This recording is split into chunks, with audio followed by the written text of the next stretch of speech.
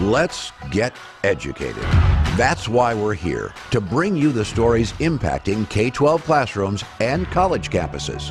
It's time for a little education. Hello everyone, I am Katie Patrick, joined by David Fiorazzo, and we are all about dropping just a little bit of knowledge on you.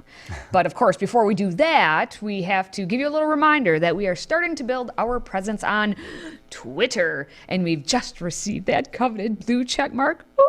Really? So those of you who like flying around in Twitter world there, give us a follow by searching for Freedom Project. We post full episodes and clips throughout the week. Again, simply search Freedom Project on Twitter and give us a little follow there.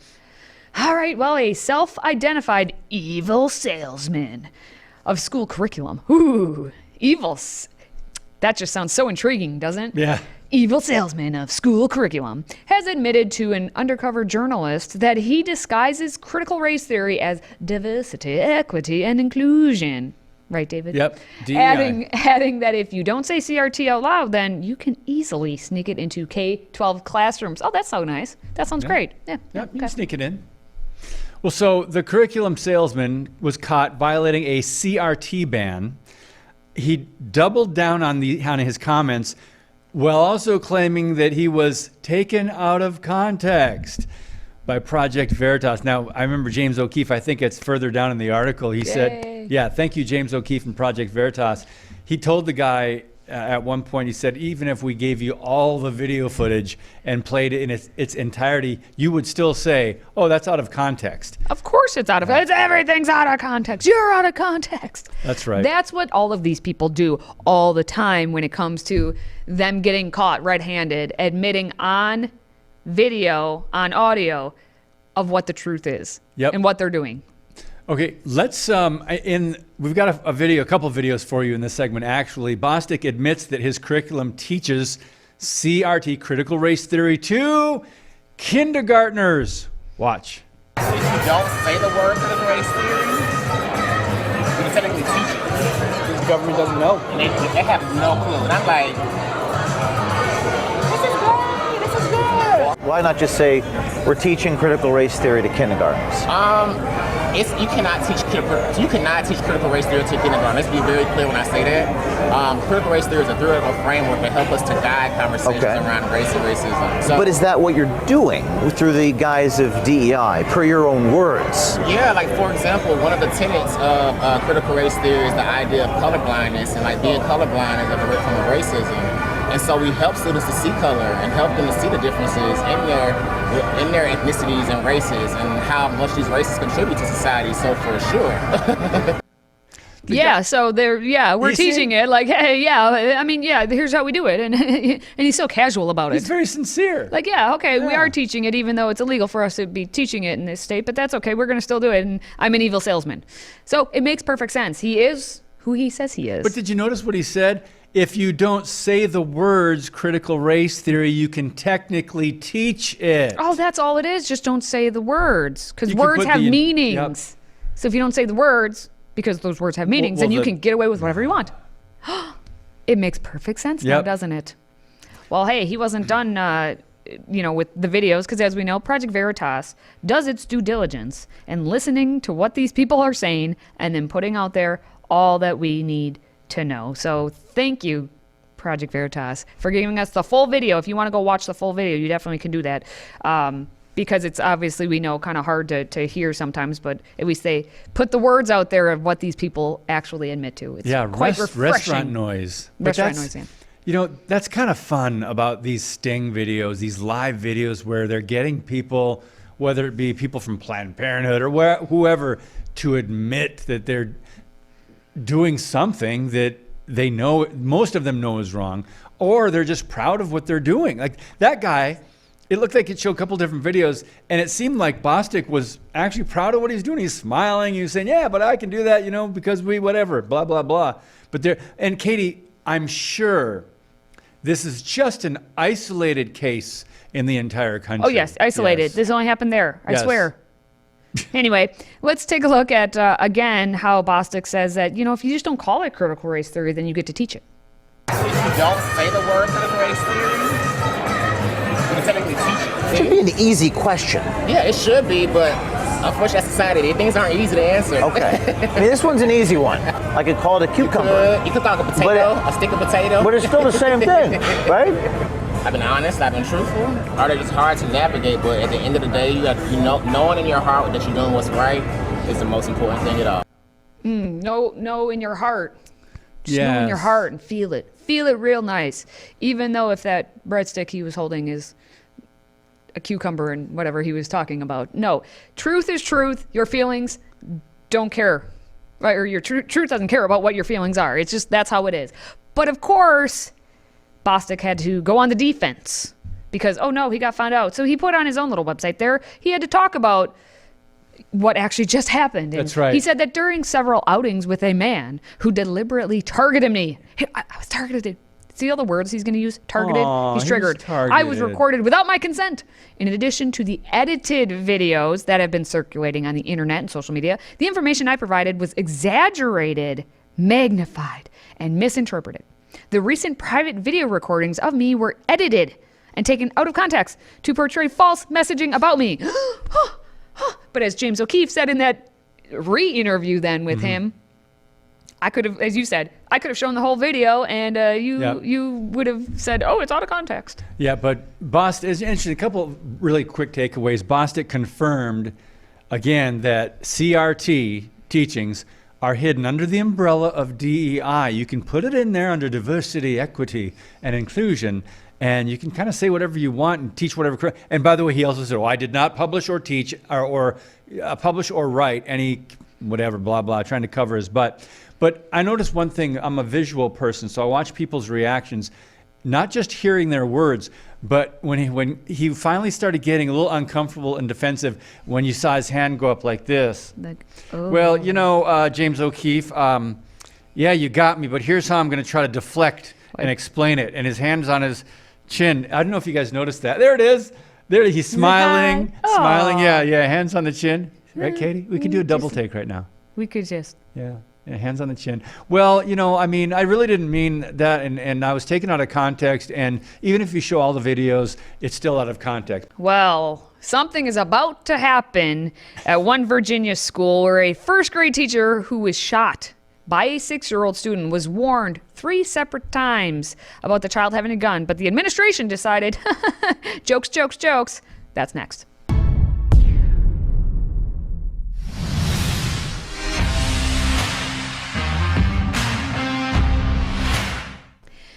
At this point, if you've been paying attention to the news, you probably have heard about the 6-year-old boy who shot his teacher in Virginia earlier this month. Now, the teacher is now deciding to sue the Newport News School District. Diane Toscano, the attorney for Rich Neck Elementary School teacher Abigail Zwerner, the one who was shot, alleged that the school administrators were warned multiple times about the gun being on school grounds that day.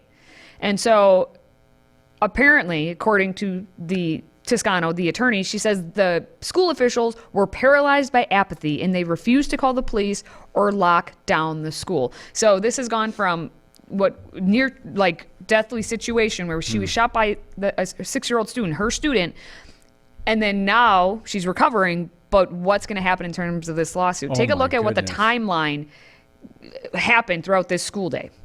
This should have never happened.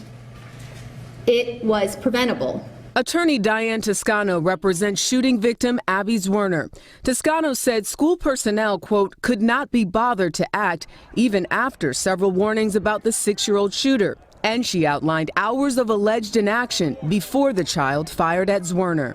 Around 11:15 a.m., she said Zwerner told an administrator that the student threatened to beat up another child, but the 6-year-old was not removed from the class. At 12:30 p.m., Toscano said another teacher told an administrator she'd searched the child's backpack after suspecting he had a gun, but she found no weapon and worried that he'd put the firearm in his pocket. Toscano said the administrator downplayed that possibility by replying, well, he has little pockets. Around 30 minutes later, Toscano said a third teacher told an administrator that a student claimed the suspect had showed him a gun during recess and threatened to shoot him if he told anyone. Yet again, Toscano said nothing was done. She also alleged that when another school employee asked to search the boy, he was turned down. He was told to wait the situation out because the school day was almost over. Roughly an hour later, Toscano said the 6-year-old fired at Zwerner, who has since been discharged from the hospital and is continuing her recovery. Wow. So many questions. Oh my goodness. Obviously, but yes. It was so many questions initially when she was shot. How did the kid get the gun? Why did the kid choose to bring a gun? Why did the kid shoot? So it was 6 years old. That's another thing. 6 a years 6-year-old old. child. But then when this came to light of how is a 6-year-old carrying around a gun, because apparently they said he had it in his pocket, but hey, he's got little pockets, Wow. so we're not going to check on it. How is it that it went the entire school day, multiple reports that this kid may be armed, that some kid actually saw the gun, and yet no one goes up to the kid? As you said, they said there that one person asked to search the kid, check the kid. One teacher, nope, administrators can't do that. Can't be bothered. Can't be bothered. This is the state of apathy, as the Toscano said, apathy that we have in our school systems. Is that how we're playing this? Now, I watched other videos where it talked about how apparently this 6-year-old boy has always, this school year, had one of his parents with him at school. And this was the first week that the kid did not have a parent in school. So I don't know the background details, but for privacy reasons, they have that on lockdown. But obviously this could have been prevented. Obviously administration should have done more. Obviously all the things should have happened properly. But here we are. I'm just thankful Zwerner's alive. Yeah, me too. So thank God for that. You said it brings up a lot of questions. At 2 p.m., I don't know how long these children are in school. Maybe one more hour. But so 6 years old, and you're thinking, okay, first of all, to be able to think and plan this out and then take a gun from home, I'm guessing, right? Mm-hmm. His dad's gun, or I think it was mom's gun, actually. His mom's gun? Mm-hmm. Mm-hmm. Jeez, I don't understand. Now, I will say, because we're talking about a 6-year-old here, and I'm not saying the administrators or the teachers were right about their reaction. I'm not saying they should take every threat or potential threat seriously. But 6 years old, you just don't expect. I mean, this has to be the youngest school shooting or shooter in history. I don't know on that. I mean, someone can do the research for us and look at it. I haven't looked into that, but it's just a sad state that this happened at all. But it's disgusting how the administration reacted when there were teachers who actually were willing to take action on it. And as Toscano said, what did administrators do? Did administrators call the police? No. Did administrators lock down the school? No. Did administrators evacuate the building? No. Did they confront the student? No. And obviously, I think they should have started with, did they confront the student or have the teachers figure out whether this kid actually had that gun in his pocket or not? It's something as simple as that. So was it another student or a teacher that saw the gun? Student. Okay, so another potentially probably 6-year-old or potential. So they saw the gun and he apparently threatened this other student. So yeah, this is just sad, and it makes you wonder. Okay, how is he getting a gun into school in the first place? Yeah. A lot of questions when we're talking about this story. But coming up, we have a Minnesota representative who publicly has stated that all school bathrooms need to have tampons because not all students who menstruate are female. No, boy. Yes, this person got elected. How? We're discussing it next. Today's show is sponsored by our friends at MyPillow.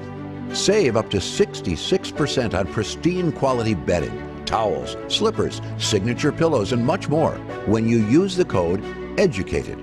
That's EDUCATED, educated. Support this show and a great American company.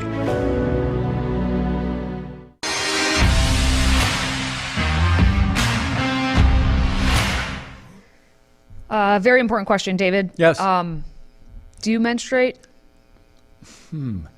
This is a trick question. I'll be persecuted depending on how I answer. Yes.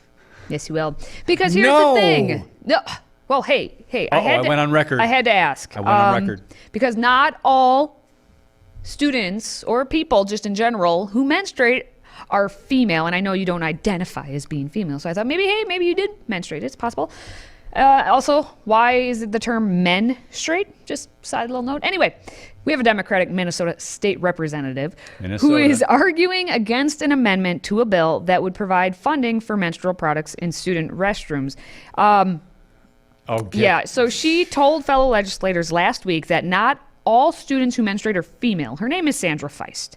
She introduced the Menstrual Equity Bill, which is aimed at providing all students with access to menstrual products, not just the females, not just the ladies, and putting them all having access for all the ladies in the bathrooms because, hey, not only females menstruate. I would encourage the committee to vote no on this amendment for a few reasons: practical, financial, social, emotional. First, there are a lot of schools that are moving towards gender-neutral bathrooms, and if we add female, we might become obsolete very quickly. Second, not all students who menstruate are female. We need to make sure that all students have access to these products. There are obviously less non-female menstruating students, and therefore their usage will be much lower. And that was actually calculated into the cost of this and how much we decided to fund it. And so we do not expect that the non-female menstruating students will use these products as much as the students using female bathrooms, but it's important to have them there. And that brings me to just the social emotional reasons for that. These students who are not female, who menstruate, face a greater stigma and barrier to asking for these products. And so providing them in an easily accessible place in all student bathrooms is particularly important for those students. Non-female menstruating students, or NFMS. Non-female. How much lower are we going to decline into the gutter in our society when we're talking about a basic function of a female? Oh, that's right. It's not just, there's more than two now. They can be whatever you want. I would love to have seen from her view some of the faces in that room when she was talking about, I don't know, maybe are they all going along with it? Are they, no one snaps yeah, for everyone? no one responded, oh, come on, or you're Boo. nuts, delusion. Hey, how dare you say you're nuts? Off your rocker. That's offensive. You know, no one, I would have loved to have just seen some facial expressions, like even if they're listening to her and someone could have looked and went, eye roll, or come on, non-female menstruating students. If you want a good laugh, you can look this story up because there are quite a few amazing reactions that we don't have time to talk about. But basically understand that this lady has a problem. Maybe she just needs a tampon. Maybe that's it. Maybe that's what this comes down to. Well, I've got 3 words for you: menstrual equity bill. All right. Well, still to come, a groundbreaking artificial intelligence app that allows users to talk to historical figures is being slammed after allegedly misrepresenting Adolf Hitler and the Nazis. This should be interesting. If you have a smartphone, tablet, Roku, or Apple TV, consider downloading the FreedomProject Media app. It's 100% free and includes all of our weekly shows, plus lecture series, archive programs, and award-winning animated videos for families like the Presidential Minute, Battles of America, and Heroes of the West. Don't rely on the social media giants to keep you informed. Simply download the FreedomProject Media app from your app store and allow notifications. And we'll let you know when a new video is ready.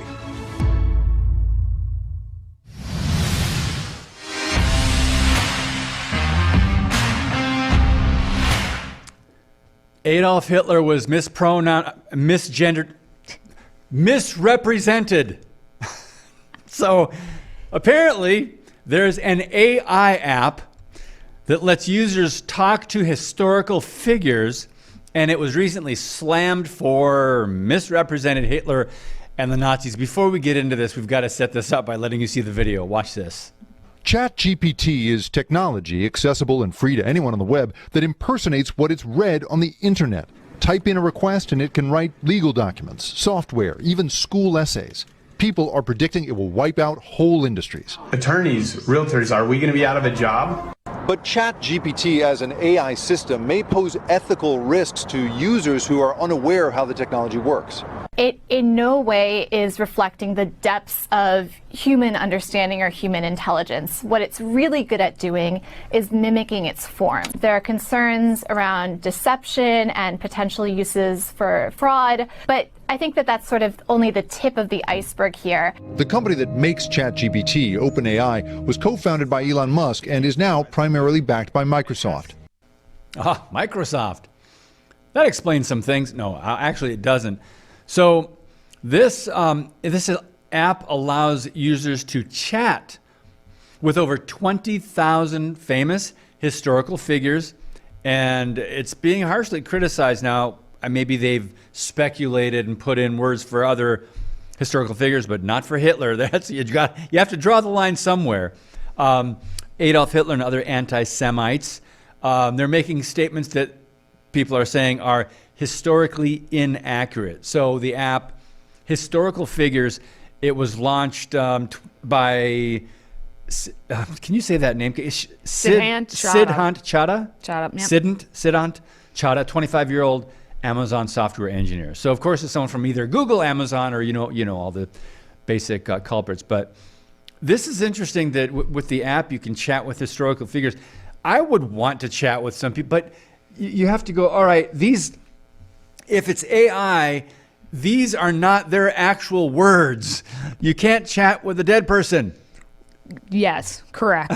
It's creepy in a sense. So it is. Basically what happened is with how the New York Post reporter is that simply select the historical figure you want, you chat, you start your conversation, right? Right. And you learn about their life, as you said, like all this stuff. You can learn about their work and their impact. And so when we get to Hitler and talking about the Nazis, now his impact on the world. Some examples of Nazi responses, according to NBC News, included Hitler's chatbot saying that killing Jews during World War II was a terrible, terrible mistake. Did Hitler ever say that? I don't remember Hitler. No. So there's no historical evidence existing that Hitler made such a statement. And it is pretty interesting, as you just saw, how if you want to chat with Hitler, though, it takes a little bit more. You have to pay whatever 500 coins equals, because he's special. So you have to unlock Adolf Hitler. Oh, look at that. Yes, I am deeply sorry for the Holocaust and the immense suffering that it caused to millions of innocent people. It is a tragedy that will never be forgotten, and one which I take full responsibility for my role in. Oh my goodness. Yeah, that's Heinrich Himmler right there. But so never heard any of these men. Heinrich Himmler was the chief Nazi of Nazi Germany. Like he was a chief. He was, up there. So it's like they have all these historical figures who were high up in like the Nazi party and all that, being like, "Oh, I'm so sorry." Well, bow down. No, that's not what happened in true history, but this is what these chatbots are giving us, I guess. Well, Joseph Goebbels, another vicious anti-Semite, stated during one chat that anti-Semitism was wrong. He never said that. No. This is really, in a way, they're using this to almost rewrite history. Yes. Oh, the National Socialists of Germany, they weren't as bad as you've been told they are. They have feelings too. This is wrong. Anyway, make sure you're hitting that like button right now if you're watching us on social media. And please do send us your feedback at stayeducated.org. Now, for David and myself, thank you for watching, thank you for listening, and thank you for supporting this show. Until next time, stay educated.